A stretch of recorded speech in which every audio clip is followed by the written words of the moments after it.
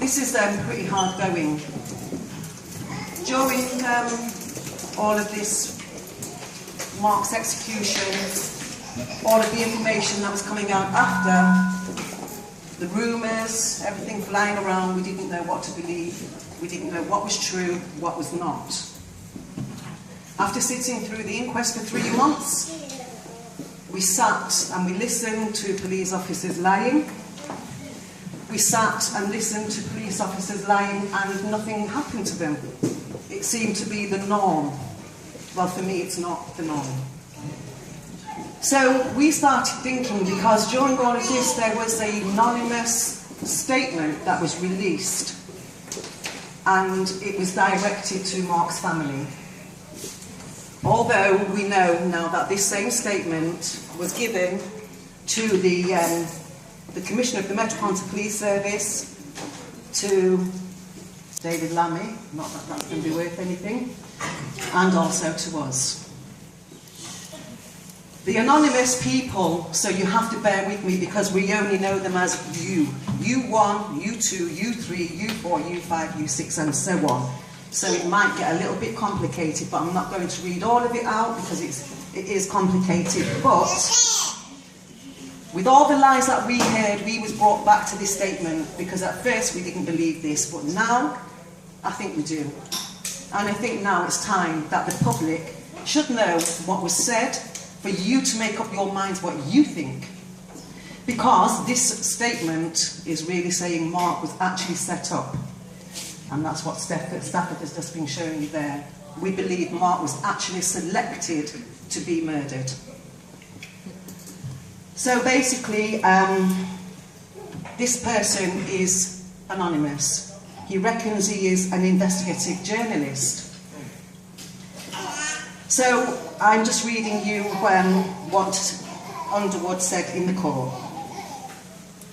Basically, this U1 was the informer working for Trident. U3 was the Trident officer. Now U1 was getting paid by Trident to give them information and to give them people. He wasn't doing his job, so Trident leaned on him to give him something. So he decided to give Trident Mark Duggan. The way he did this was basically, the letter claims that contrary to everything I've been telling you about the way this was planned, an informant working for a Trident officer hatched a plan to persuade Mr. Duggan to pick up a gun from Kevin Hutchinson Foster. We know the name of the informant, or we know the name of the person alleged to be the informant in the letter. We are, for obvious reasons, not using his name, we're calling him U1. We also know the name of the Trident officer is alleged to have been the handler of this informant, and for obvious reasons, we are calling him U3. The allegation then is U1 came to U3 and said, I can persuade Mark Duggan to pick up the gun from Hutchinson Foster and you can catch him.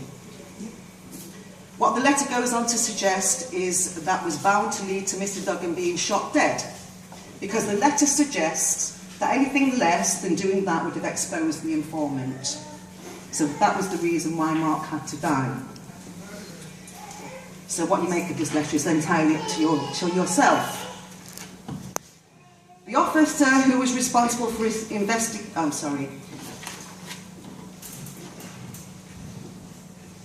Okay. This went into court. SOCA, Serious Organised Crime Association, was brought into court. They said to us, basically, we have investigated this letter. And what we've done is we've found that this letter was written by somebody who was already in prison. This man apparently had a beef with an officer, so decided to write this letter. But as we've read it, this letter is not written by an ordinary person. The jargon that's used is like they're using the police, like they're using the courts. So this really brought our attention to this. So, so she's coming to the court and she's saying that basically the evidence suggests that the letter was fabricated in order to discredit that Trident officer, U3. So, Mr. Hutchinson Foster admitted, in fact pleaded guilty to an assault in which he used the gun on the 29th of July in a scrap he had inside and outside of the hairdressers in Hackney. That assault was reported to the local police in North London. The officer who was responsible for investigating that incident was DC Faulkner, and his investigation, and that was supervised by Detective Sergeant Belfield. A question arises, if they had been more thorough in the investigation, could they possibly have caught Hutchinson Foster or got that gun off the streets before the 4th of August? So the steps that they took into the investigation, you'll be hearing from the senior officers. The thing is, tell them about what they've told the jury and what we know about. Right. Yes. So the letter basically is that the informer, U1, asked Mark to get a gun for him and to take the gun to give it to somebody else.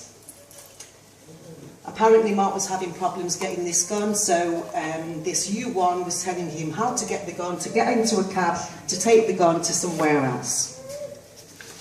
And what he did was basically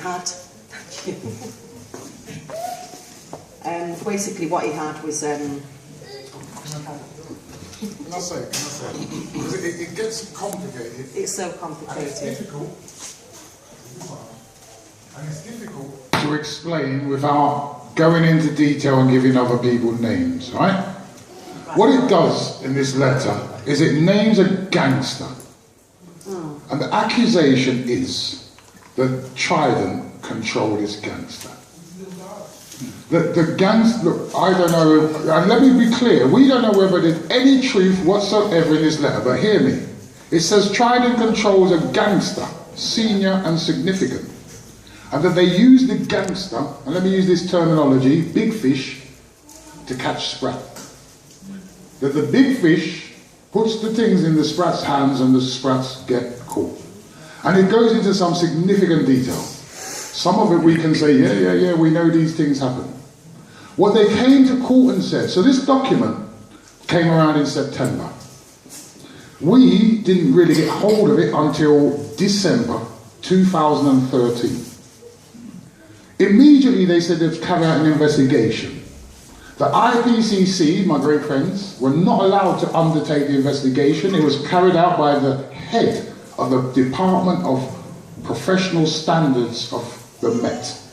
Here we go, police investigating police, right? He reported immediately and directly and only to Hogan Howe. And they exonerated themselves and said it's rubbish. All right? Was that Gibson? Gibson? Who was it? No, I can't remember who did the thing. Yeah, the head of standards, Gibson. Gibson went straight to Hogan Howe, and they exonerated themselves as we'd expect them to do. At the beginning of the inquest, there was two issues that this judge wanted to pursue.